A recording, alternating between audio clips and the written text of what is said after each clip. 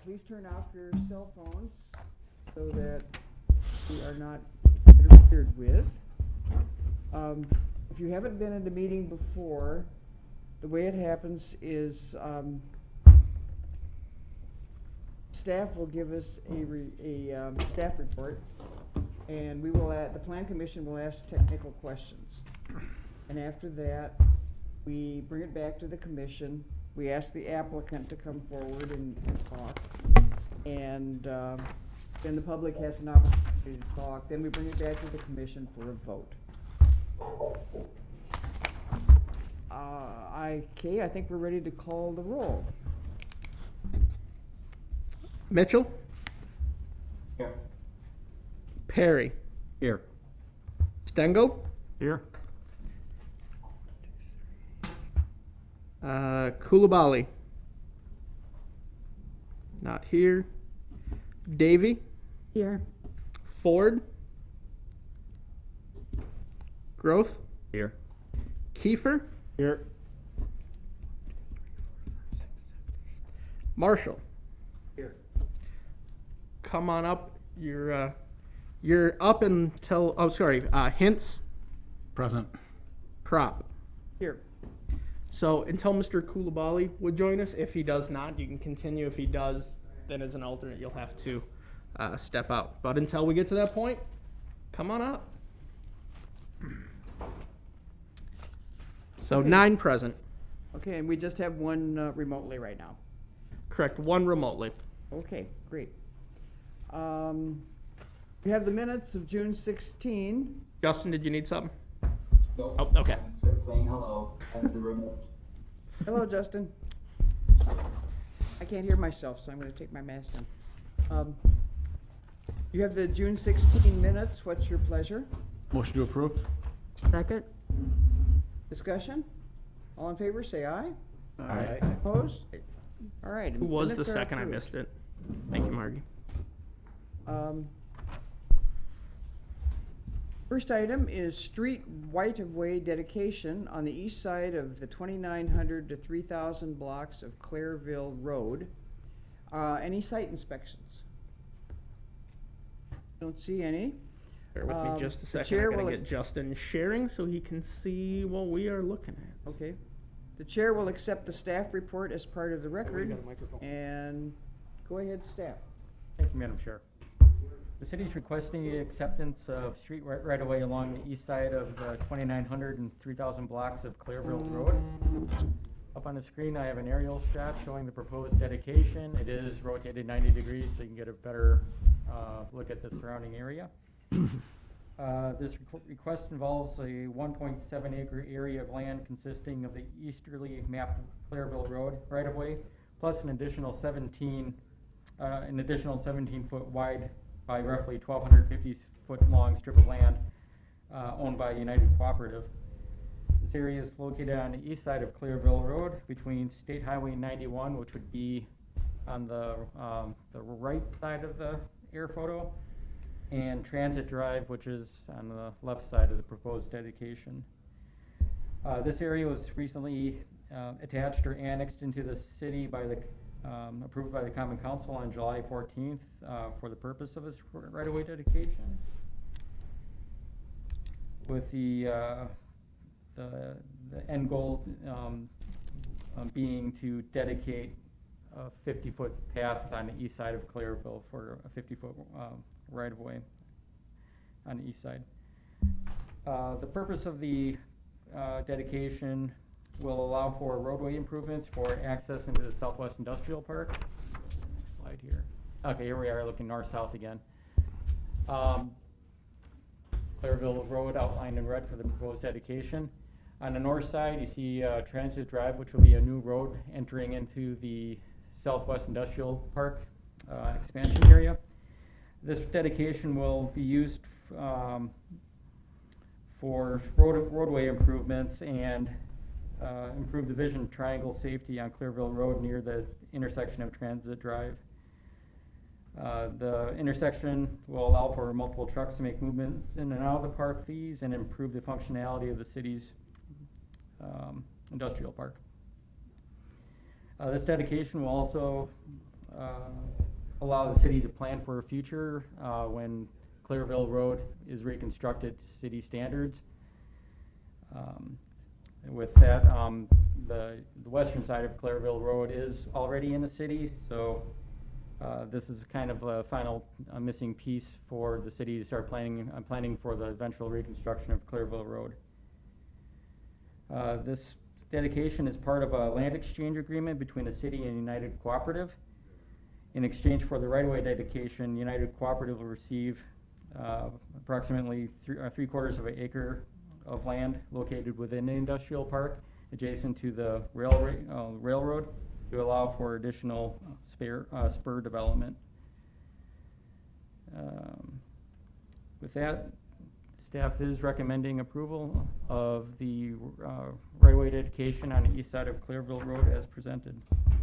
Okay, are there any technical questions?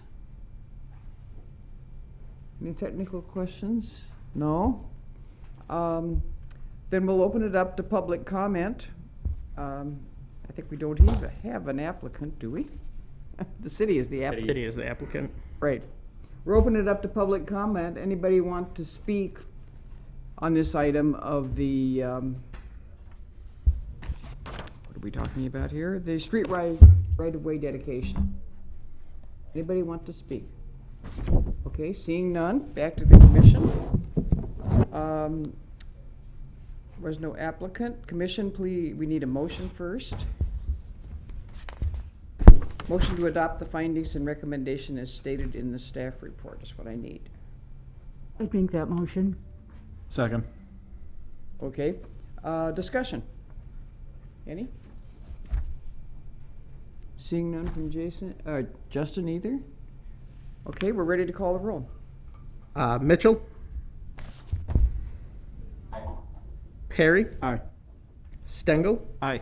Marshall, Aye. Hintz, Aye. Davy, Aye. Groth, Aye. Kiefer, Aye. Prop. Aye. Carries 9-0. Okay, next we have general development plan and specific implementation plan approval for a personal storage facility for properties located at the northeast corner of Jackson and West Furnall. Are there any site inspections? Okay, one. Hintz. The chair will accept the staff report as part of the record. Go ahead, Stephen. Thank you. So items 2A and 2B are related, so we'll go through them both, and then I think it'll be two separate votes, right, Mark? Correct. Okay. So item 2A is a GDP SIP for a personal storage facility, and we've looked at this site before a number of times. So you see the subject site in blue there. It's 3 parcels right now. If you recall, for many of you that were on the commission last year, late last year, the applicant came through for a workshop, and then early this year, we had another workshop with Plan Commission and the applicant to discuss the feasibility and the support, level of support, I should say, for redeveloping these 3 sites. Later in this year, so at the May 19th Plan Commission meeting, Plan Commission voted to recommend approval of a zone change, which was the first step, because if you remember, that was zoned business park, and now we had to rezone it to BP plan development to permit the land use, a personal storage facility. And the Common Council approved the rezone at the June 9th Common Council meeting. So just kind of go through this here, actually really quickly. You just see around the subject site, you know, there's some residential, there's kind of a mix of industrial to the east. I think we have an institutional property that is zoned SMU up to the north of the subject property. And then of note is the single family residential property just to the north, fronting Jackson right there. So we'll discuss that a little bit.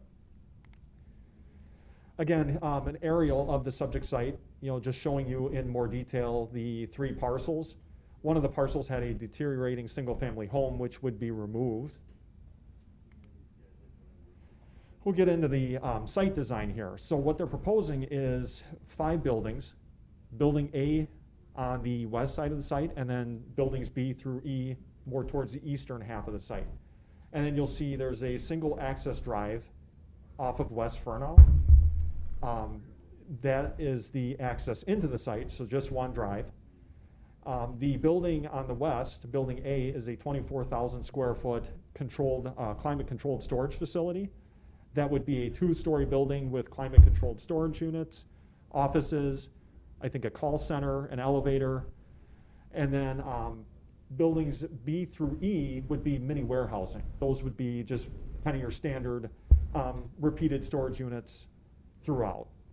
And then you can see the access drives, sort of the darker gray, between the buildings giving you access there, and then there's some parking proposed just to the east of Building A there. They are meeting the code requirements for setbacks. We did verify that. For parking also and impervious surface coverage for the lot, they are meeting the code requirements. They said that I think they anticipate maybe 4 employees. They're proposing 12 parking spaces. Because there are fewer than 25 required parking spaces, the parking maximums and the conditional use permit requirements that would be triggered normally do not apply in this case, because we are under the 25 parking count threshold. Just kind of going through this here. They are proposing, this is their landscaping plan for the site. It might be a little bit hard to see, but you can see they are proposing some buffer yard landscaping. They have a couple of buffer yard requirements along the north that I just want to mention. So proposing, I think, a number of arborvitae on the north to kind of provide that 0.4 buffer yard requirement. So a little bit higher requirement between the single family property and the business park plan development zone property that is our subject site. They are then from the end of that single family property along the SMU property just to the north. That requires a 0.1 buffer yard or opacity level. So they're proposing a 10-foot green area in terms of depth or width, I should say, and a 6-foot solid fence for that. They do meet all of the code requirements. They went back and forth with us quite a bit, and they meet all the code requirements for landscaping. Except for on the east side of Building A, as part of this plan development, we'd like to see a little bit more landscaping there because of what they're because of their base standard modification that they're requesting for some of the architecturals, which we'll get into in a minute. But for the most part, they are meeting the code requirements, and as far as the building foundation landscaping along the streets, they are greatly exceeding the requirement based on this latest plan. This was actually updated since their staff report went out. So what's in the staff report is not quite this one. It was an earlier iteration. Making sure I cover all of this here. Looks like, yes, they, as far as street frontage, yard, all of that, they're meeting that. One thing I just want to mention is that they are going to have to put a planter island in along Building A because they have more than 180 feet without planter islands, and code requires planter islands to break up that linear footage there where Mark is kind of moving his pointer there. So that is something that they're going to have to revise. As far as their fencing, you can kind of see this is the fencing that they're proposing, kind of an image showing. They would have to extend this fencing along the entire length, basically from the front facade of the building along Jackson back. It is required to meet the 0.4 buffer yard also, in addition to the 0.1 where they're proposing it. You wouldn't see that in their plans, so they're going to have to revise their landscaping plan and submit for site plan review. Because their buffer yard, I think, is less than 20 feet wide, they have to put fencing in there, in addition to their landscaping points. They went back and forth with us a lot on the architecturals of this development. This is their main building. You can see this is the facade that would front Jackson. They had to meet the Class 1 material requirement, so 50% of the facade area for a commercial building, we held them to commercial standards, would have to be Class 1 materials. So in this case, brick and glass. They do meet that standard based on the elevations they submitted. They also meet it for the north and south elevations. They are requesting for their east elevation, they're requesting a base standard modification for the material, the Class 4 material they're proposing. since we're looking at this elevation, the signage proposed does meet requirements. Just want to touch on that really briefly. They are not proposing freestanding signage for the site, just on building signage, and it does meet code. Their photometric plan, they're gonna have to submit a revised photometric plan. This just doesn't provide us enough information, and I've told them that, and I think the applicant's aware of that. So he's been working with his lighting consultant to get us a revised photometric plan. I'm assuming the north property line is towards the top of the screen. A number of the lighting levels are well in excess of the 0.5 foot candle maximum for light trespass permitted at the property line. You can see like 7 or 3.8. Those are too high, and we have to see how they're going to get down to the 0.5. So we're going to require a revised photometric plan.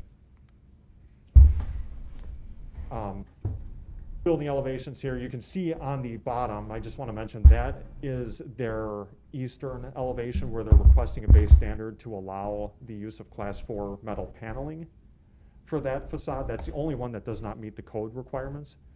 That's where we want to see more landscaping along that facade to break up some of that. Just wanted to mention that to you. This is one of their examples of their mini warehousing units for the eastern portion of the site.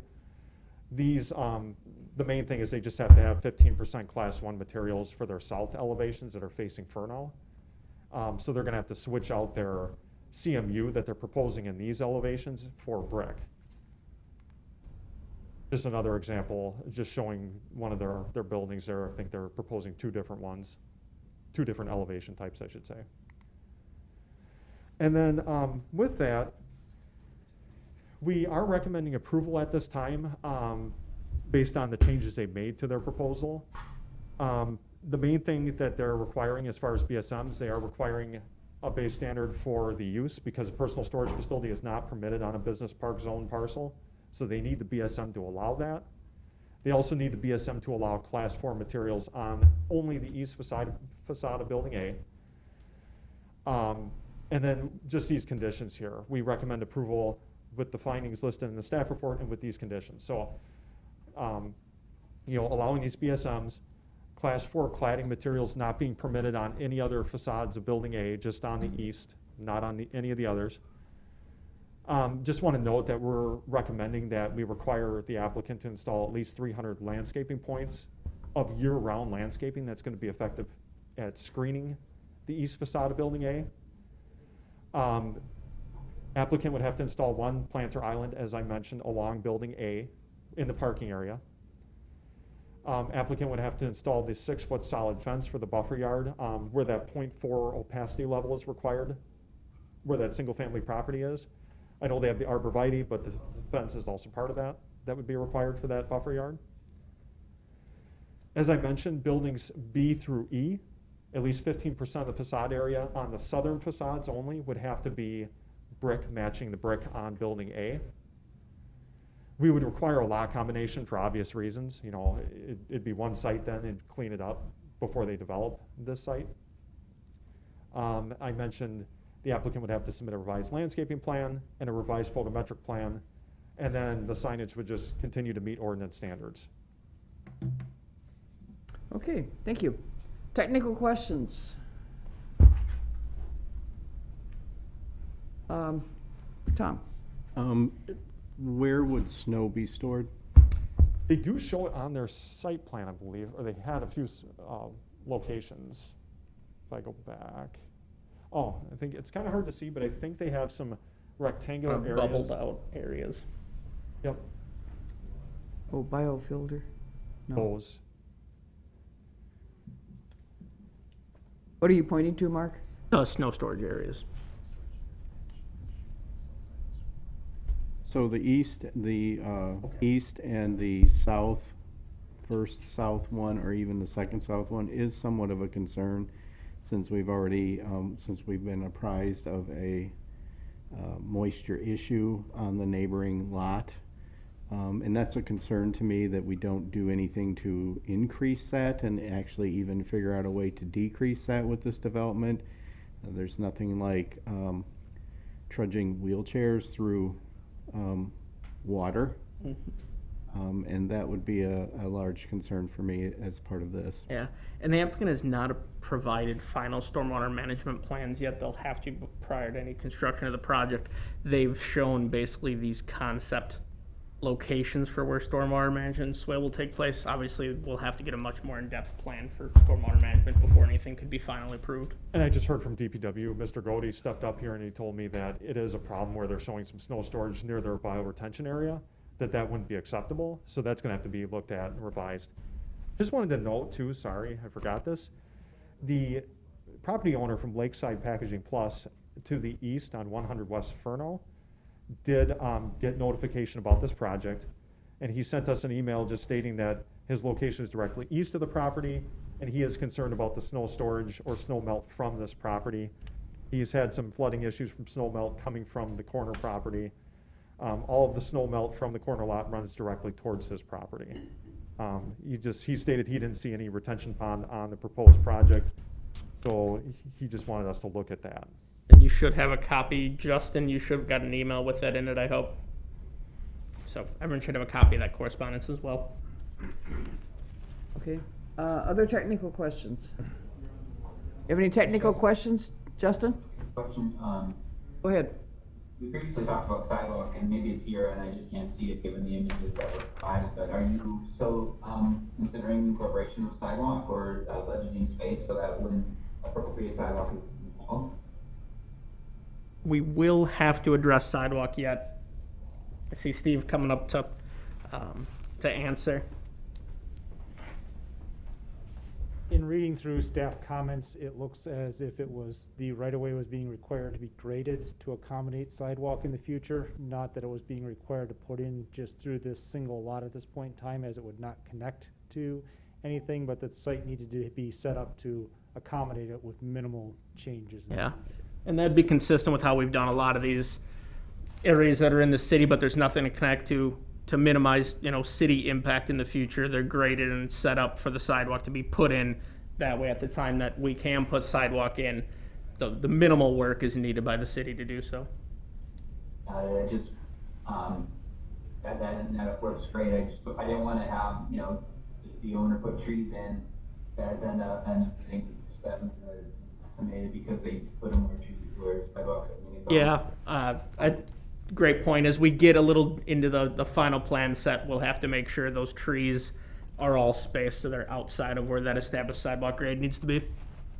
And then this is the first time that I've seen the specific language biofilter listed, and I know it references a C sheet something, but are you able to give a 2-minute overview of what that all entails? I'm gonna leave that to our DPW folks to best explain the biofilter. I'm sorry, could you repeat the question for me? What is it? What is kind of a biofilter for a type of stormwater management? A biofilter is it will look very similar to a rain garden. However, the soils and everything that are underneath it will be an engineered and designed soil to have much more permeability, to allow water to go through. They typically include an under drain system to take that water away a little bit more than just letting a typical rain garden infiltrate it into the ground. So from the surface, it will look an awful lot like a rain garden. If you're looking for an example, the city has some biofilters outside of the field operations facility along Witzel that was constructed. Those are biofilters out in front of that area where we've got the plantings in front depressed. They're dry vast majority of the time except for in a major event, and then it drains out relatively quickly again. They are primarily a water quality element, not necessarily a quantity control element. Right. Sometimes these require some sort of knowledge about plant life and whatnot. What's the management, or how is that? So, And you wanted to have a particular, plant species or multiples versus having, a lot of noxious weeds. How is that kind of enforced or managed? there's a couple of things, and Steve, you can jump in if I go right here. The final design and plantings, everything have to be approved by Public Works, along with an O&M agreement, operations and maintenance agreement that outlines a lot of that detail.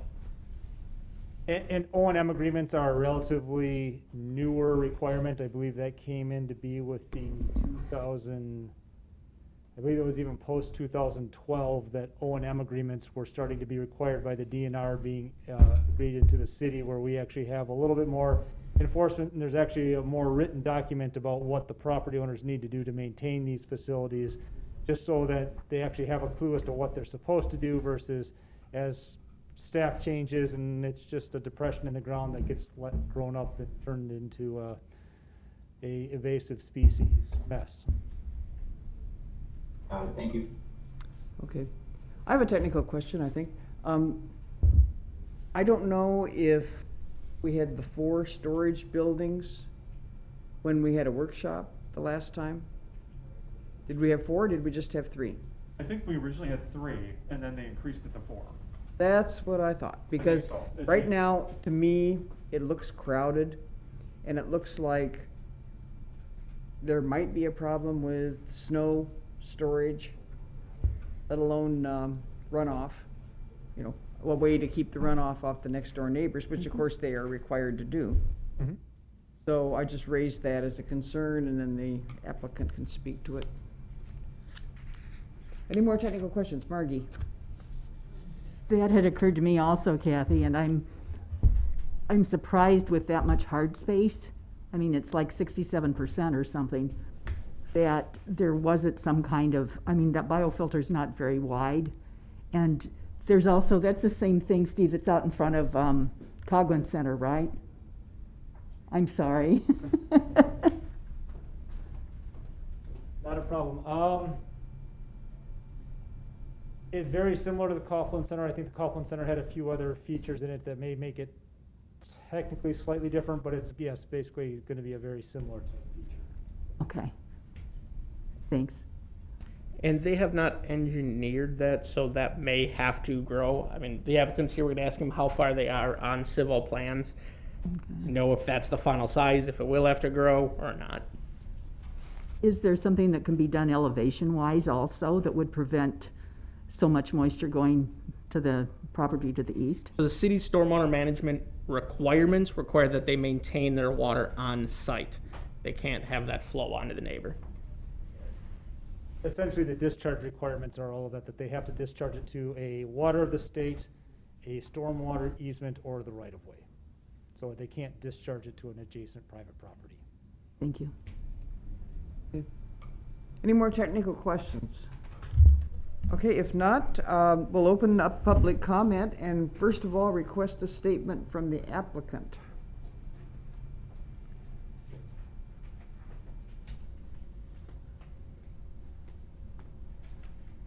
Thanks for having me here this afternoon. I'm Jared Van Lannen, Fox Valley Storage. Before I make comment on the site, I'd first like to commend Stephen here for his help with me throughout this process. There's been a lot of details and a lot of discussion back and forth. Stephen's been my point man all along the way, and I commend his knowledge and commend his ability to find the answers if he didn't have them. So, thanks, Steve. For sure. So here we are. Some 6 months ago, roughly, I stood before many of you here at a workshop here to explain the vision that we had. Big picture is we're looking to establish a footprint here in the city of Oshkosh. We've got our facilities range from the north side of Appleton down to Fond du Lac. And we're growing to the point where we need an office facility where we can put staff and have a centralized business station, if you will. And we're looking to do that here in Oshkosh. We like the Jackson Street corridor. We like the vision that the city has, and are hopeful that the vision that we're seeing begin to take place here right now continues on out into the future. With that said, Stephen's helped us along the way. Our building A is definitely our prominent building along the way. Brick, glass, masonry structure is definitely going to be our focal point here on this site. Temperature-controlled storage is not a new concept, but it's an evolving concept. It's a concept that is beginning to get traction here in the state of Wisconsin. In the southern states, namely the humid states, it's been around for quite some time, but people are figuring out that better items. There's several standards to storage. Several different classes of people will store their items in several different classes of storage, and that's what we're trying to encompass here in this building A. So we'll have higher end clientele here, likely in this first building along Jackson Street.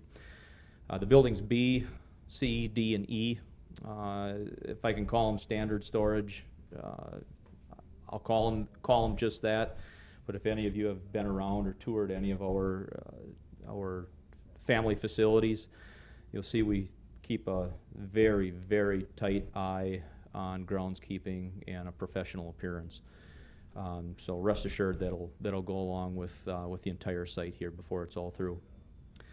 I did have some conversation through staff, and I do have my civil engineer is here to answer any pertinent questions that might come to be relative to the stormwater management. It is a work in progress. We haven't fully gone through the expense that goes along with a finalized civil plan because we're relying on the Planning Commission here to give us a nod of approval to take that next step. So I'm hopeful that you give that to us here this afternoon. I guess if any of you have any direct point questions to me right here, I guess I can take any of those. I guess I do. Yes. Following up on what I said earlier, can't hear myself with my mask.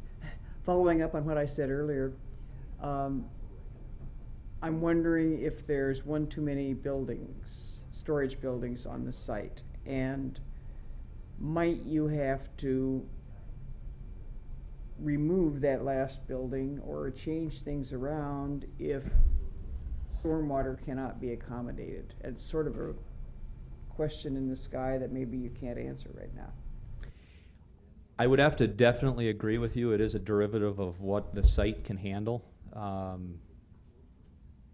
Based on our 70% maximum allowable impervious, I do believe that my civil engineer will be able to accommodate those stormwater requirements that will be imposed onto the site. The building furthest to the east, maybe note that it is just a westerly entry building, so there is not any pavement along the backside of it, but rather it will be greenery and part of the stormwater retention on the backside or to the farthest east side of the property. Oh, okay. All right. Anyone else have questions for the applicant right now? Margie? If that's only one side facing, is it twice as deep, or is this not to scale? It is actually less as deep. So the center three buildings are 48 feet in width, and the unit depths, the individual unit depths will range from 16 feet on the smallest side up to 28 feet on the deepest side. That would be the center three buildings. The farthest building to the east is a 44-foot wide building. That building would be utilized for like camper and RV, large boats, and small startup commercial businesses.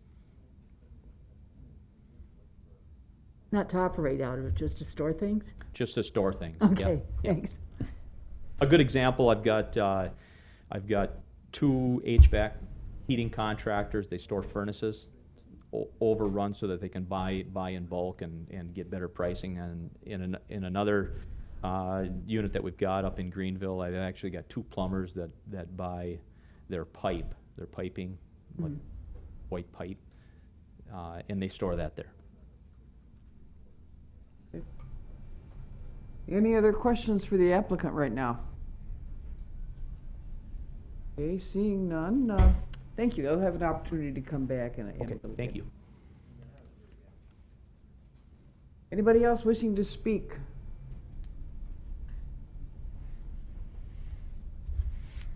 Do we have a question for the civil engineer if he's here, or?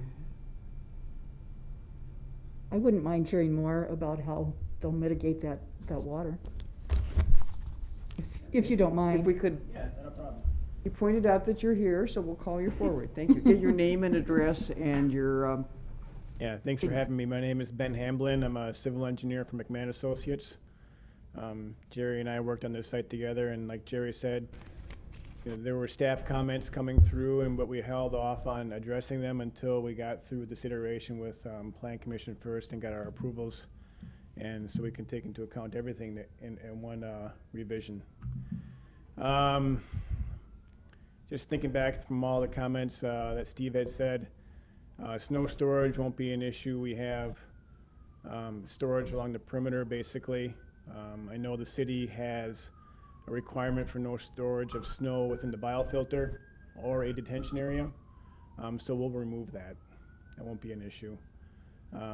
Getting back to the biofilter, it sounded like there was a few questions about that. Mr. Godey is correct. It's a water quality device. But in this instance, in order to meet peak flow requirements, that biofilter also acts as a detention pond. So, not to get into the weeds of the details, but we model that also through computer software for peak flow control, to reduce that down, that peak flow down. So the biofilter actually is a dual purpose device. There was concerns about from the neighbor to the east. I think it was said before that that stormwater device extends from the southeast to the northeast corner of the site. The site drains from west to east primarily. So I can see where a lot of that water from this property ended up on the on the neighbor's land to the east. That's all being intercepted and routed through storm sewer into Furnall Avenue. So any water coming off this site that used to go to the east will not happen anymore. There was discussion about, I think the neighbor to the north was Nova Counseling and something about it, what did someone say, a moisture issue with the with drainage.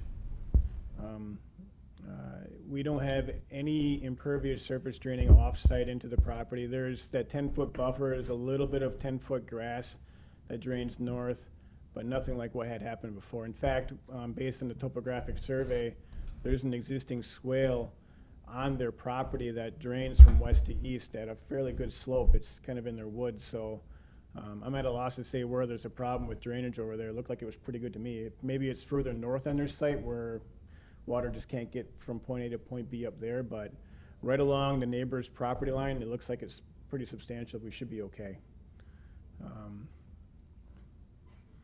Other than that, I think if my memory serves correctly, I've got pretty much all your questions answered. Can I go really quick? Sure, Yeah. go ahead. Can you clarify when you said something to the degree of stormwater will be routed through the stormwater system on Furnall Avenue? Sure. So in the southeast corner of the property, in the right-of-way, is an existing yard drain behind the back of curb.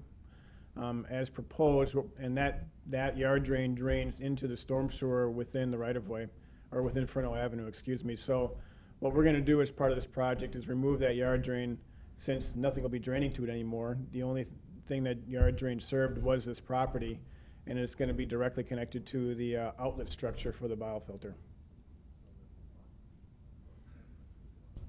Okay? Yep, no problem. Okay, thank you. Any other questions? Thank you very much. Yep, you're welcome. Anybody else in the audience wishing to speak to this question? Anybody else wishing to speak? Okay, seeing none, back to the commission. If the applicant wants to say something else, you may, otherwise you don't need to. Okay, come ahead.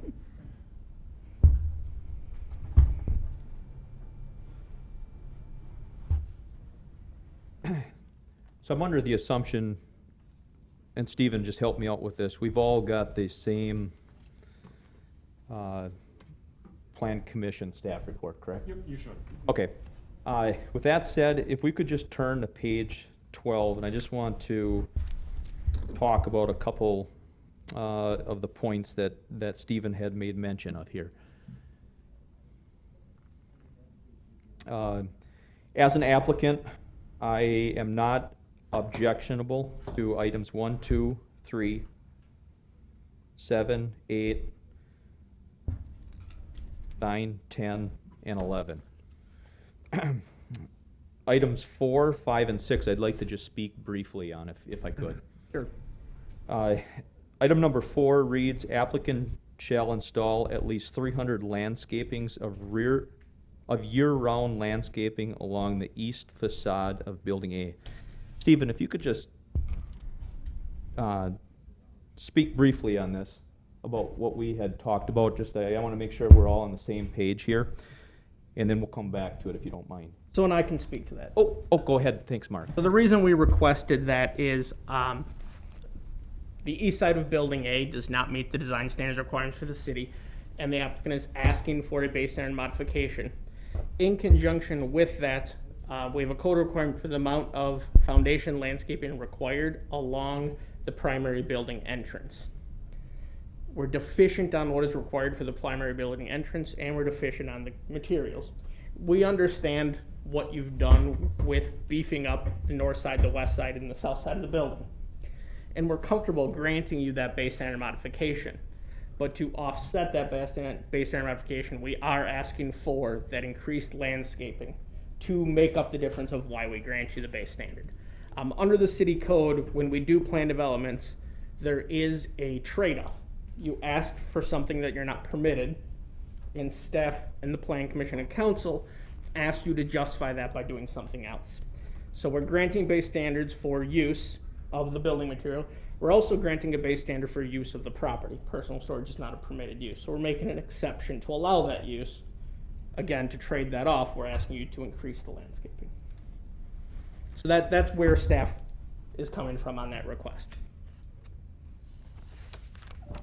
And just can you update me on that? On the south side, on my entrance landscaping,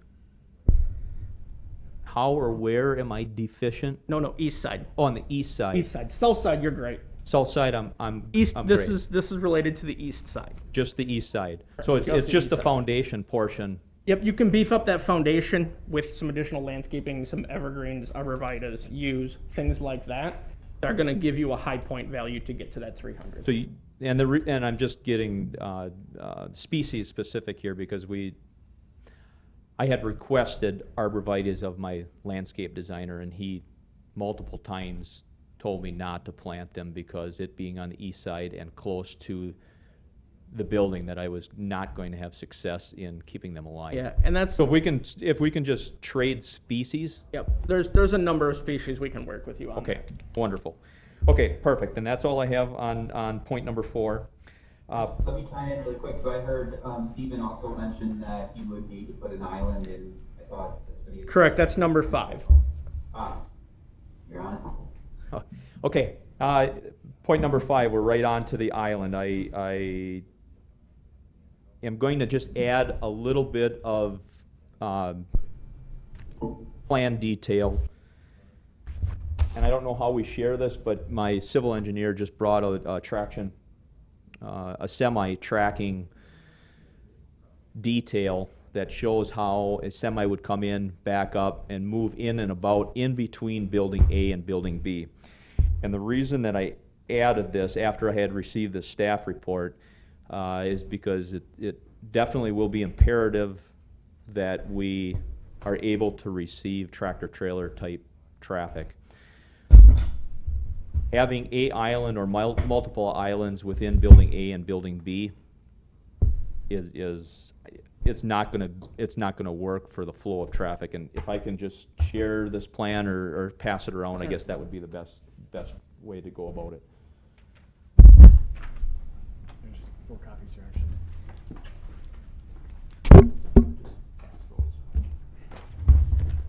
These. They're all the same. I got it.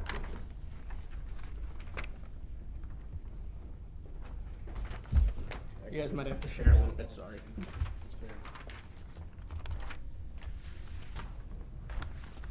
Justin, I'll hold it up in a minute for you.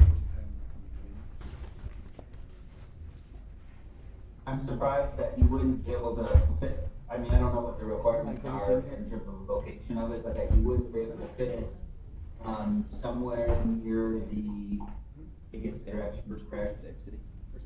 On the south, you know, you got like 3 lots, there are 3 stalls and put one there, is that not one already kind of built in there? This is not. Is this where you're looking? Yeah. That is not an island. So here's, to talk about code perspective, it's a requirement. Can't have more than 180 linear feet. To not have it, Plan Commission would have to grant you another base standard modification. So that's why it's in the staff report as noted. It is presently a deficiency in the code, and it is a requirement of the code. If this body wanted to change that, they would have to grant a base standard modification from that island requirement. So that's kind of the technical side of the question. So, pardon my negligence, I was interpreting an island as a freestanding island in between building A Oh, and no, building no, no. B. So if Essentially- I may, I'll just walk up to your screen and just talk for a bit. Yep. Just talk a little loud if you can, so we make sure we catch you. My interpretation was a freestanding island resting roughly here Oh, and no. or right no, here. No, so This code, way. Okay. basically, if you could remove a parking spot, you can put an island here. Ah, okay. So with that said, I won't find any objection to line item 5. No wonder you didn't want it. Yeah. Sorry about Nope, that. that's okay. That's what we're here for.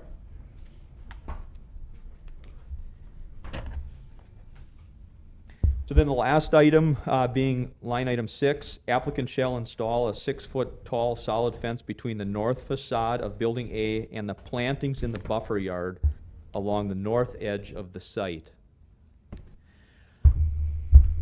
Currently, that building rests at 18 feet off the north property line. Mark, help me here with the code, but So that is again a straight code requirement. Based on your separation distance, we have a table for buffer yards. Those buffer yards are done off a number of factors. Distance plus landscaping plus fencing. The less distance, the more landscaping and fencing you need. The greater the distance, less landscaping, less fencing. Based on your setback and the landscaping you've shown to meet our required buffer yard, you would also need the 6-foot fence. That fence would have to go on the interior side of the landscaping. So the fence would have to go along this side of the landscaping for the length of the residential property to the north.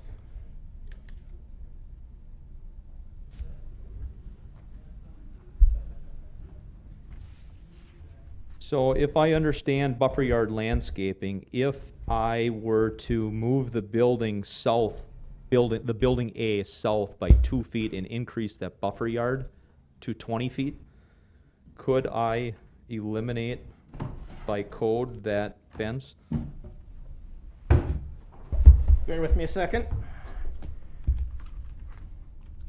As you're looking, one other idea about that island that you were talking about, that could conceivably be an island similar to behind Main Street in the city parking lot where it's a depressed elevation and could potentially help with stormwater.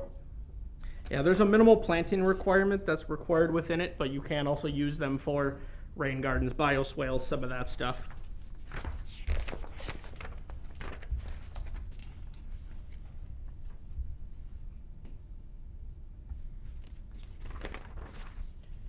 So there's a number of ways to get to the 0.4 buffer yard that Stephen has mentioned is required.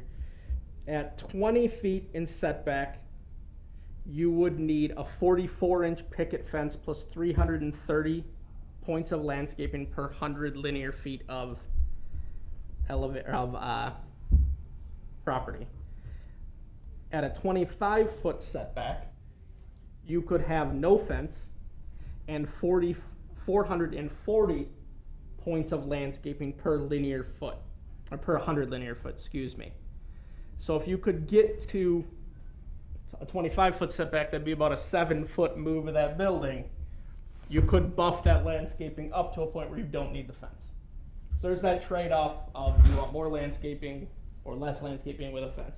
And There's, yeah, the way we calculate your landscaping, Jerry, is because you exceed the buffer yard requirements based on, say, the fence, and I think it's like 53 points per 100 linear feet or whatever. If you have the 6-foot fence, we took your extra points and applied them to your landscape, your yard your landscape. yard landscaping. So you might have to add more points to meet your yard requirement. So that's just something to keep in mind if you were to try to move the building south and use one of those other options. Yeah, right now, they said with a 6-foot fence, you're only required 53 points per 100 linear feet. Without the fence and a 7-foot move, you're talking 9 times as much required landscaping. On your plan, I think right now you're at, if I can move this, you're at about 137.8 points. So you'd need about, give or take, 4 times as much to get rid of the fence.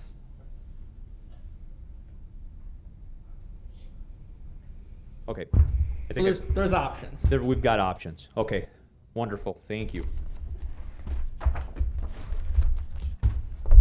Okay, anything else? Did you have one more? No, that was it, those 3 items.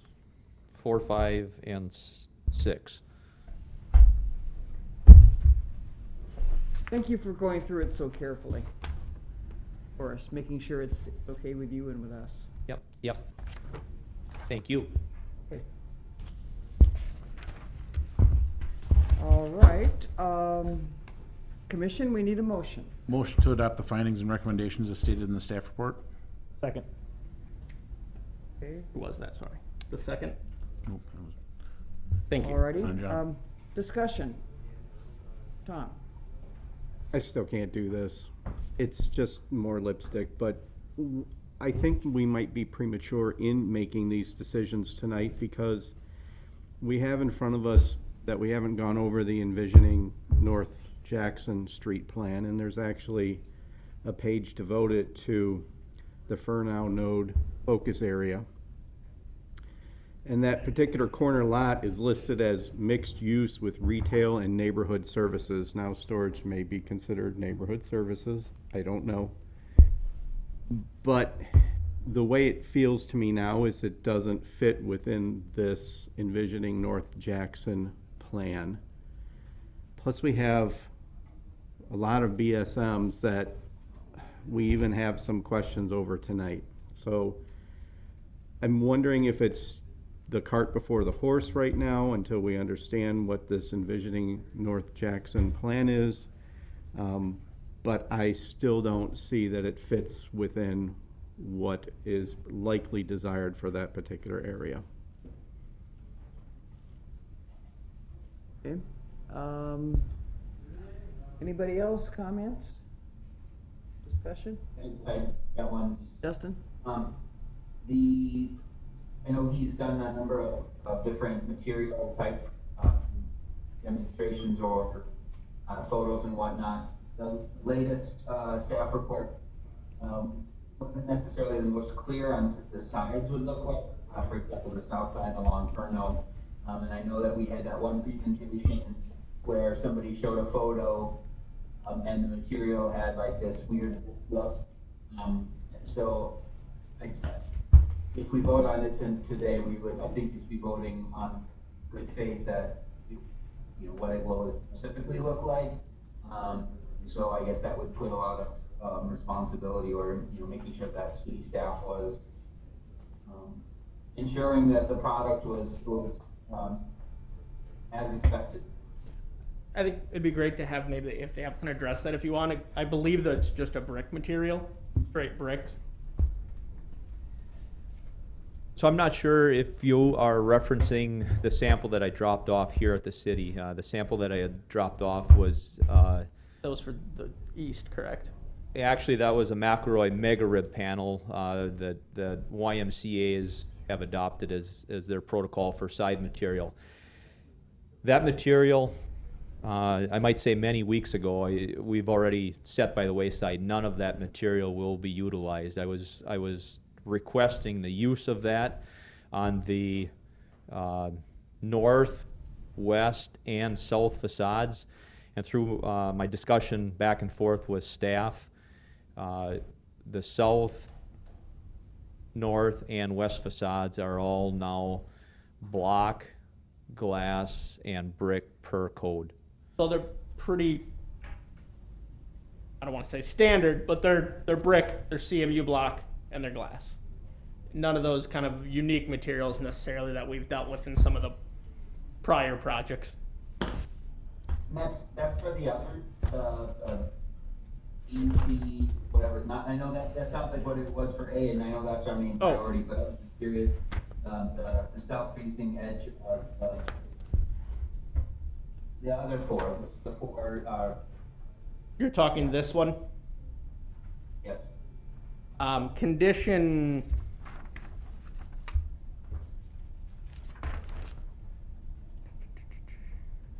seven, Justin, we are suggesting you place a condition on the property that he use the same brick on that facade as the building.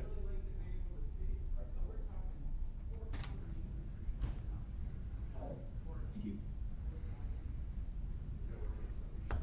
Okay. All right, any other questions for the applicant? John, you want to talk to the applicant, or you A just? little bit of both, because first I want to just say, you've come a long way with these designs from what you first came in with, and I understand. I believe they were red too when you first Thank came you. in. Yes, they were. And you changed to blue just because red was something that didn't sit well with a lot of people for some reason, and I gave it to the plan commission to decide on right. colors. And I commend you on that. I mean, you've listened. This has been in the works for what? How long now? It's close to a year, isn't it? December, I think we started. 8 months or so. 8 months or so. And while I understand we have this in front of us right now, he's also been working, and working with the city, trying to get something that we would like, because we said we didn't like what he came to us with. Now to say, well, we're gonna hold it off a little bit longer now because we have this going on, when he's done what we've asked of him. He's changed that front building doesn't look like a storage building at all. And he's using the same materials in his back buildings as he's using in that front building. So I'm saying, I think, like I said, I commend you on listening to what's been done, staff with working with them, and I'm gonna support this. Thank you. Tom, can we dismiss the applicant, or do we have another question for him? I don't have a question for him. Okay, thank you very much. Go ahead, So, Tom. while I appreciate your comments, and yes, there has been a lot of work put on this, it still, in my opinion, doesn't fit into the general area of what is planned or developed for this particular part of the city, and I can appreciate that work. I'm not saying anything about it, and I'm not actually saying to delay this. I'm wondering if we should delay this. I just feel that, given the fact that we don't know the entirety of this report that we're going to be getting and the plans for a major corridor into our city, that I'm just wondering if this is a little ahead of time. I have nothing against the work that the person has put into this plan. I still just can't support it based on what's out there.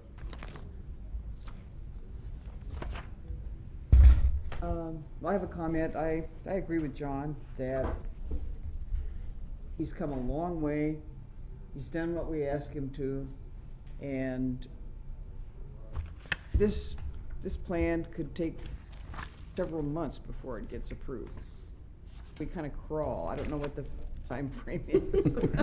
We tend to crawl on this. This is a draft, and even though it's a very nice looking draft, we already hashed over the storage locker thing. And did we want it on Jackson? Well, no, we didn't, but he's made it look so good that I thought at the last workshop, we said, okay, we can do this, and the storage locker stuff can be back here, because that's backing onto industrial land anyway. So I'm with John. I wish that this cart had come before the horse, but it didn't. And I think it'll blend in. I think it'll be okay. So that's my comment. John?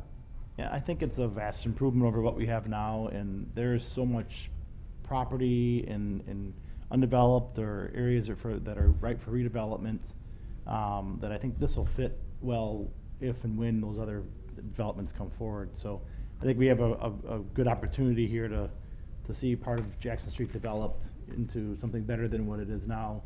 And I think we should move forward with it and improve it. Any more comments? Ready for the vote? Okay, call the question. Mitchell, Aye. Harry, No. Stengel, Aye. Marshall, Aye. Hintz, Aye. Davy, Aye. Groth, Aye. Kiefer, Aye. Prop. Aye. Carries 8-1. I have to apologize, everyone. I even said I was going to present these together. Item 2B, I completely forgot to proceed right into the presentation. It is just an access control variance request for this property. So, Mark, I don't know Yep, we can just quickly go through it. if, okay. Sure. So just an access control variance for that south driveway. So you can just see the driveway there off West Furnall. And we as staff reviewed this. The variance request is from the 75-foot minimum lateral clearance or throat clearance. So basically from the property line there back to where their pavement setback, or where their edge of their pavement is at the end of that throat clearance there. They're trying to go down from 75 feet to 30 feet to make this driveway work with the rest of the site. We as staff looked at this and we do not have concerns. I don't think DPW mentioned any concerns from what I remember. It does allow for about stacking of 2 vehicles, and there is a lot of paved area on the site. So, and they meet the corner clearance by far. I think they're over 200 feet off of Jackson there. So with that, we recommend approval of this one to allow reduced lateral clearance to 30 feet where code requires 75 feet. Staff looking at this access control variance saw it as a very low traffic generating site that is likely not going to have a lot of need for stacking of vehicles leaving the site. It just doesn't generate that kind of high traffic that we would be concerned with. Technical questions for the staff. Just one. Justin. You mentioned that he anticipated there to be a good number of truck or trailer type traffic, and obviously you guys think these things through, but the concern is just a skinny approach, driving all over the terrace. I'm not sure if that's something that you consider to make sure that there's enough of a slant around for you to exit. Yeah, looking at, I'm going to do my best, Justin. Hold this up for you, because I failed to show you that before. Can you see the truck turning movements? Gotta be higher. This is our technical. Hold it up a little more. Highly I was technical. looking at yours. I guess we could ask the applicant, we had talked to him through with the truck traffic, and I think his concern was the turning movements. I don't think it's a high volume of truck traffic, but it's just making sure they have the ability to meet the turning radiuses. Right, so, just give an example, I see it a whole lot, and every time I'm like, oh, I wish they would have done this a little bit better. Menards is a great example. If there's always a 4-foot divot around Menards, and of course, it's not designed to be able to handle any sort of trailer activity, and so every truck goes over the yard and destroys it, and again, people have brought up, we want this to look nice, and we want this to be a corridor individual area, and so making sure that we're accommodating the traffic that's going to be using the facility. Yeah, the applicant is here to answer that question. Semi-truck traffic is generally a once in and once out time on a household move. So if we've got a job transferee or a transferee into, let's just say we've got a Oshkosh truck executive comes into town from Florida, and they would have a truck come up, like Mayflower moving would come up with a truck, they would unload it and they would leave, and that would be the end of the use. We just have to be able to accommodate that use, that one given move. After that, generally the personal storage would be used by individual vehicles. So occasional Very much so. Yeah, semi-trailer use. correct. Okay, I think that answers the question. Thank you. Now, we've got our motion, and we've had discussion.